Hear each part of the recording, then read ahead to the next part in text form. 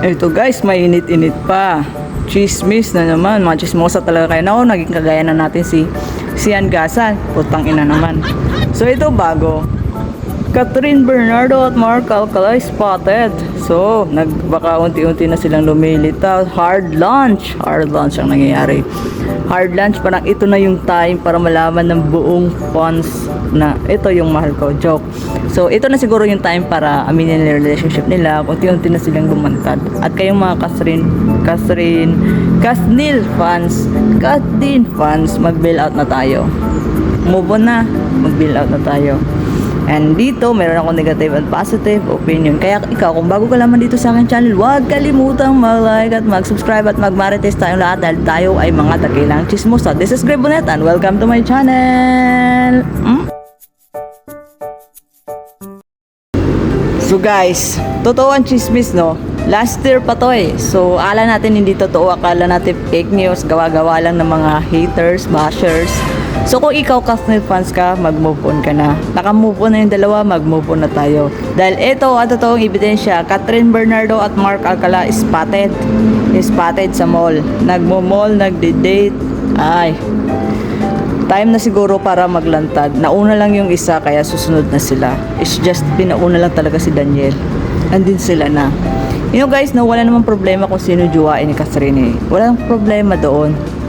Kaya lang, itigil na sana yung pambabash kay Daniel Padilla. Tigilan nyo yung pambabash kay DJ kasi nakamove on na si Catherine, okay na, masaya na siya kay Mark. At hayaan nyo na din si Daniel kung sinong i-date niya. Bakit ba kasi masyado tayong judgmental? Kayong mga haters ni DJ, masyado kayong judgmental. Tigilan nyo na yan. Kasi nakita nyo naman, happy na si Catherine. Di ba yun yung gusto nyo, maging masaya si Catherine? O ayan, happy na siya kay Mark. Nahanap na niya yung happiness niya kung totoo mang masaya siya kay Mark. At wag na natin i-bash si Catherine kung sino man yung gusto ni Inday Catherine, hayaan na natin siya. Kung gusto niya si Mark Alcala, edi hayaan natin. Okay naman si Mark ha. Pogi rin yung tao. Medyo may tsura din. Medyo pogi rin si Mark Alcala talaga. Pansin ko pogi siya. Kaya okay, vibes sila ni Catherine. Malay natin, si Mark Alcala na talaga yung future ni Catherine Bernardo. Malay natin. Eh, di ba sinasabi nila red flag?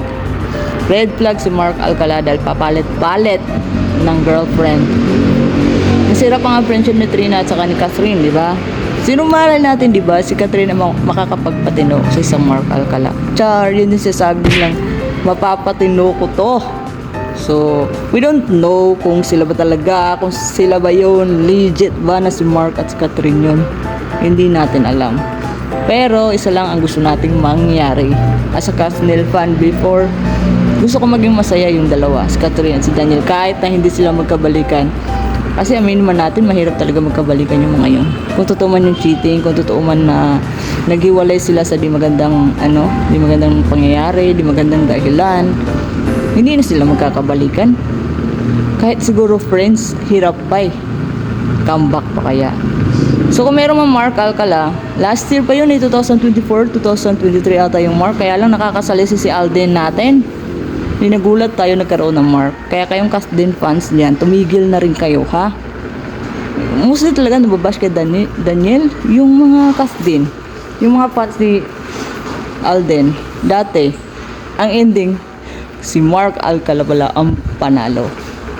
Kay Mayor uuwi ang isang Queen Catherine.